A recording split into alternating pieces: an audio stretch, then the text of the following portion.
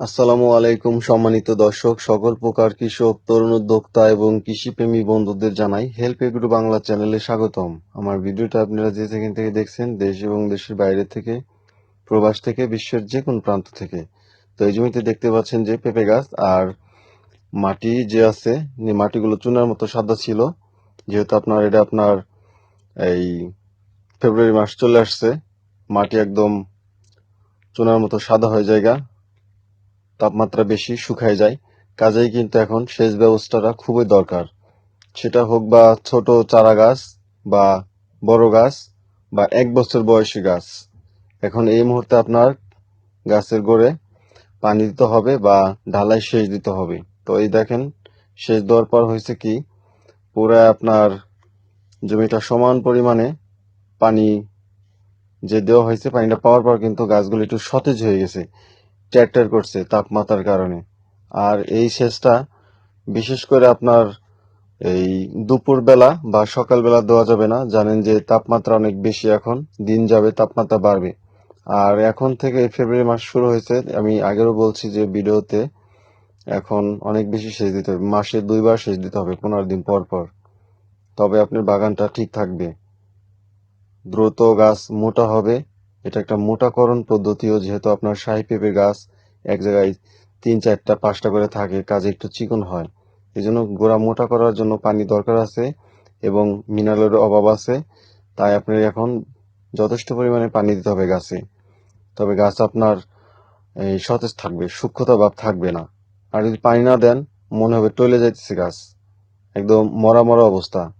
তাই অনেকের গাছ এই শীতে আপনার অনেক বেশি সূক্ষ্মতার কারণে, ওয়েদার চেঞ্জ হওয়ার কারণে এই হলুদ পাতা, অনেক গাছ দেখবেন যে হলুদ, প্রতিটা গাছই হলুদ হয়ে গেছিল। কারণ কি, আপনার খাবার নিতে পারে নাই। সূর্যের আলো তাপমাত্রা অনেকটা নিচে নেমে গেলে শীতকালে আপনার সূর্যের মুখ দেখা যায় না। কাজেই তাপমাত্রার একটা এই অভাব, সেই অভাবের কারণে কিন্তু খাবার নিতে পারে না। হোক বা সেটা ইউরিয়া বা যে কোনো সার, টিএসপি, পটাশ, সালফার, ইউরিয়া, তারপরে হচ্ছে আপনার ডিএপ সার, কোনো সারই আর কি আসলে গাছে নিতে পারে না, সারগুলো গলে না ঠান্ডা ওয়েদার থাকলে। কাজেই শীতের মধ্যে যারাই সার দিছে, এই সারগুলো আসলে পেঁপে গাছ, বিশেষ করে অন্তত পেঁপে গাছের সার খাবারটা নিতে পারে না। তা এখন আপনার যেহেতু গরম চলে আইছে, এই জমিতে আপনার দেখছেন যে এই সেচ দেওয়ার কারণে মাটি একদম সুন্দরভাবে আপনার ভিজে গেছে, ঢালাই পানি দেওয়া হয়েছে এবং খাবারটা নিতে পারবে। সাংগারি সাংগারি প্রতিটা গাছে আপনার সতেজ হয়ে গেছে। এখন আপনার এই পানিটা যেহেতু আপনার শুকিয়ে যাওয়ার পর এই ফাটা ফাটা ভাব ধরছে, তার মানে জমিতে কোনো স্যাঁতসেঁতে, অতিরিক্ত স্যাঁতসেঁতে নাই, কাজেই রস বজায় আছে। তো এখন আপনার এই গাছের পানি দিতে হবে। এবং এই জমিতে যে দেখবেন যে কিছু মরিচ গাছ আছে, মরিচ দেওয়া হয়েছে চতুর্পাশ দিয়ে, পারলে আপনি ভিতরও দিতে পারবেন, কিল বাই কিল, মাঝখানে না, পেঁপে গাছের মাঝামাঝি। তো যেখান থেকে আপনার ড্রেন সিস্টেম আছে ওখানে দিবেন। তাইলে দেখা গেছে পরবর্তীতে মাটি দিলে মরিচ গাছ থেকে যাবে, আর মাটিটা ঠিক মাঝখান থেকে হবে, যাতে মরিচ গাছ ঠিক থাকে। কারণ জানেন যে সামনে মরিচের অনেক দাম থাকবে। কারণ কি, একবার লাগাইলে এটা আপনার এক ইন্ডিয়ান জাতির এক মরিচ গাছ, অনেকদিন জীবনকাল। কাজেই কৃষক বাড়তি একটা টাকা ইনকাম করার পথ এটা। তো যে কথা বলতেছিলাম, আসলে আপনার এই পানি দেওয়ার পর কিন্তু সুন্দর একটা রস হয়ে গেছে। এই মুহূর্তে করতে হবে কি, গাছের গাছের চতুর্পাশ দিয়া রিং করেও সার দিতে পারেন, যেটা কিনা সুন্দর ভালো কাজ করবে দ্রুত, গাছ একদম কালো করে ফেলবে। সে রিং করা হবে গাছের চতুর্পাশ দিয়ে গোল করে, ঠিক 1 ফুট দূরত্ব দিতে পারেন, বা আধা হাত দূরত্ব দিতে পারেন, তাতে কোনো সমস্যা নাই, কিন্তু গাছের গোড়ে দেওয়া যাবে না।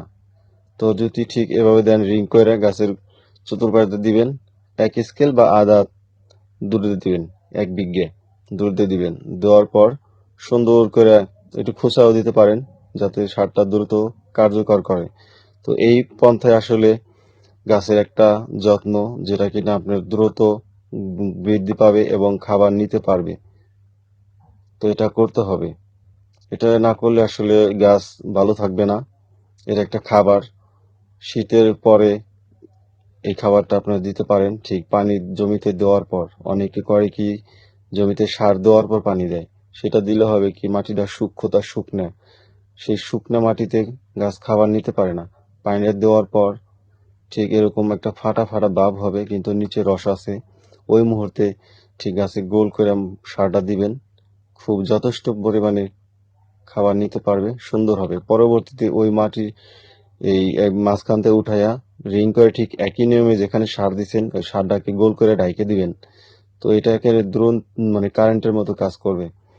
তো এইভাবে মাটিটা ঠিক একবারই না বারবার দিবেন, 2 থেকে 3 বারে, যে পর্যন্ত আপনার ফুল ফল না আসা পর্যন্ত ঠিক দিলে ভালো একটা কাজ করবে। এভাবে আসলে আপনার গাছের পরিচর্যা দিন বাই দিন হতেই থাকবে। ঠিক এভাবে আপনি আগায় যাবেন।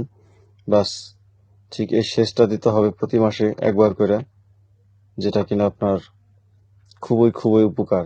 সেচ দিবেন না, ফল 1 মাস পরে আসবে বা 1.5 মাস পরে আসবে, টাইম থেকে বেটাইমে আসবে, তখন ভালো একটা দাম পাবেন না। আর এই গাছের সঠিক সময় যদি ফলটা আনতে পারেন অনেক ভালো দাম পাবেন। যেহেতু এটা আপনি শাহী জাতের গাছ, গাছের গোড়া থেকেই ধরবে, এতে কোনো সন্দেহ নাই। তো আমার অনেক ভিডিওতে দেখছেন। আর গাছের গোড়া বলতে 1 ফুট উপর থেকে বা আধা হাত উপর থেকে এভাবেই মাটি দেওয়ার পর এটি এরকমই মনে হবে। পেঁপেটা 1 ফুট উপর থেকে ধরে কিন্তু নিচের দিকে ভেদ করবে, মনে হয় যে গাছের গোড়া থেকে ধরছে, এমনটাই হবে।